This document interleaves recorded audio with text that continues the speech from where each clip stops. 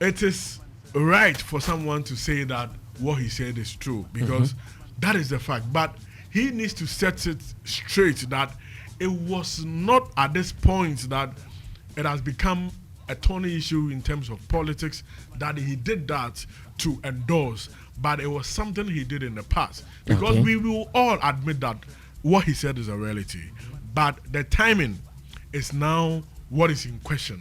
So again, the people using it and course, to what agenda? Of course. So his part is to, set the record straight on the timing to clear some other. I think when he does that, people will understand that, this is a past thing. But because these people want a certain political capital, that is why they are bringing in.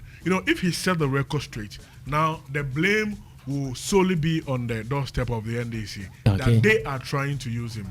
But if he doesn't set the record straight aggressively, it is going to be that he's part of them pushing this agenda. So that's the thing.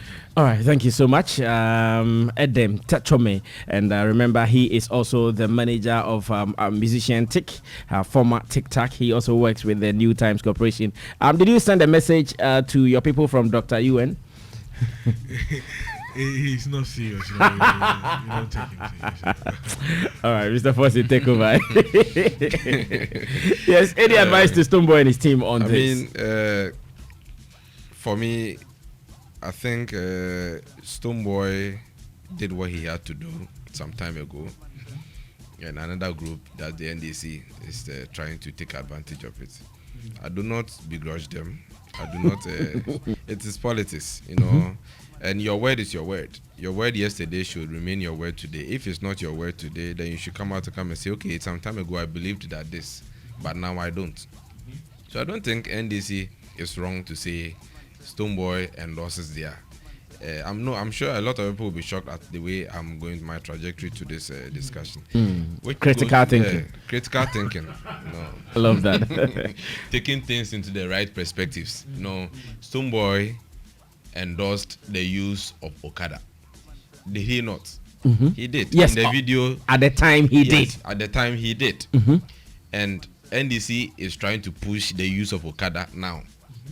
And I have stated it here on this platform some time ago that I've stated my point that I do not endorse it. I think yesterday I even said it, that I do not endorse the use of Okada. I do not. That's my opinion. So if tomorrow MPP also decides to take that and then use it, and it still remains my opinion, I think I should have that boldness to stand by it. Do you understand? I will still have that boldness to stand by, because that's my word. I don't care what anyone does. So Stonebwoy, if it's still his opinion that Okada business is great and should be encouraged, and even a law should be passed to legalize it, then he shouldn't have any problem with it. There shouldn't be any ill feeling. I don't think so. You see, it's our part of the world that people take opinions wrongly. If your opinion, okay, for instance, even this legalization of marijuana, it could be your opinion that to you think is right. There are so many benefits in it. Yeah, there are so many benefits to it. If that's your opinion, you should have that moral impetus to stand by it, to defend it wherever you are called upon. So Stonebwoy shouldn't feel like, okay, they are using it for politics. If it is still his opinion, he should still have the capacity to stand by it and say, yes, I still stand by it. But if his opinion has changed, on this same matter, then he should come out clearly and say that, yes, some time ago I believed in it, but now I don't. Then we should be clear. But this whole matter of not being clear where you stand because of politics, I think it's a problem. You should know where you stand in terms of the neutrals. They are even affecting this country more negatively than those who declared. I like people who declare their stance. Okay, you like them more than the neutrals, huh? Oh yeah. If I know where you stand, then I know how to even deal with you. But if you claim to be a neutral and then backdoor you are doing something else, then you are doing the country more disservice but on that real neutrals, when the electoral results shows, there are people who just go and decide to spoil their ballot. And look at our population. even when the electoral commission registered about 15 million, it is not everyone who voted. You know, some even vote for independent candidates and other things. So it is clear there are real neutrals there. Okay, to be a neutral. Okay, to be a neutral, you are neutral to what? The word neutral itself between NPP and NDC. Then let's be clear. But Ghana is not a bi-political state. No, it's not a bi-political party state. It's a multi-party democracy. Yeah. Okay, so you can't say you are a neutral. You are neutral to what? You don't like any of the political parties? I mean, all the 7 of them, or 8 or 10, or whichever one we have. No, they don't like NDC and NPP. We are all the neutrals. That's what. And I think it is vague for you to say you are a neutral. You see, you can only be for all the topics coming. You mean for all the NDC manifesto and NPP manifesto? You think you don't like any point? Yeah, some people didn't even register this kind of register. Then if you are not, some people don't even believe in voting. Yeah, that one is different. But for you to say you are neutral, some actually have opinions, okay? But because they don't want people to know where they stand. They say we are neutrals. I think in this country people are abusing the term neutral. you know in America, for instance, somebody can be an MP, let's say of a Republican how do you call it, senator. But then he will say, although I know I'm a Republican, I don't agree with Trump. I agree with let's say Hillary Clinton. They can clearly do that. And in this country, we don't. And I think that's one of the things that also hurt us.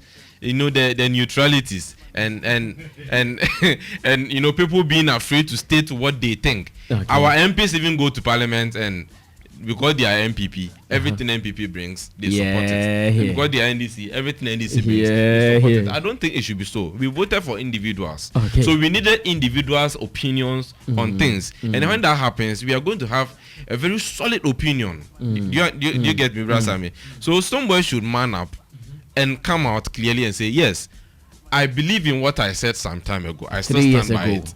Or I do not stand by it. That's it. It informs people, you know, to also take, maybe Stomach can throw more light on it, that I stand by it because of this and this and this reasons. Because on in the video, he said on the day, whilst he was going to do whatever he was going to do, he was running late. Yes. He saw the need to go with a motorbike. Is he still standing by that same opinion? Is he still standing by that same opinion? Then he should have the moral capacity to still come, the courage to still come on air and come and say that, yes, I still stand by it. I don't think it's a crime. I don't stand by it, and I have my reasons.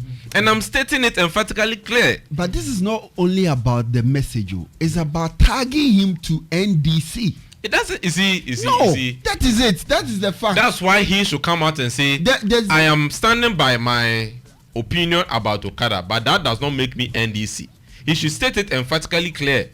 Do you understand? But if you say I am not NDC, but how about the opinion you put out there?